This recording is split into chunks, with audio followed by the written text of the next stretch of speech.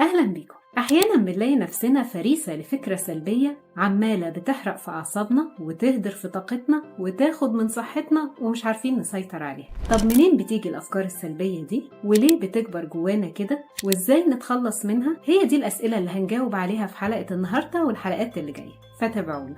أول حاجة، منين بتجيلنا الأفكار السلبية؟ الأفكار زي الطيور، تقدر تمر فوق أي سطح، لكنها ما تقدرش تعشش غير في المكان اللي ما تلاقيش فيه مقاومة. الأفكار برضو كده، ما تقدرش تستقر غير في العقل اللي عنده استعداد يستقبلها ويقتنع بيها. يعني الفكرة ما تقدرش تتزرع غير في العقل اللي قناعاته مشابهة ليها. مثال، لو إنسان مصدق عن نفسه إن صحته ضعيفة، سهل جدا يستقبل أفكار سلبية عن صحته وعن حياته، زي مثلا إنه هيعيا بسهولة أو إنه هيموت في سن مبكر أو أفكار من هذا القبيل. طب ليه الأفكار دي بتكبر جوانا؟ لو عايزين تعرفوا إجابة السؤال ده تابعونا في الحلقة القادمة. أخيرا، كونوا دائما معافين. أشكركم.